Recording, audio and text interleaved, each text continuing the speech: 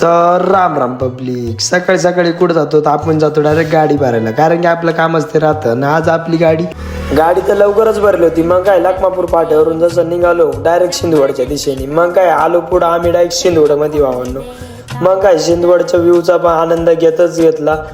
त्यानंतर घेतली गाडी बेडी खाली करून, मग खाली बिली झाल्यानंतर निघालो परत दुसरी ट्रिप भरायला, कारण की ना भावांनो आपल्याला थोडा पण वेळ राहत नाही. मग काय दुसरी ट्रिप पण आलो भरायला, आपली गाडी पण उभीच होती.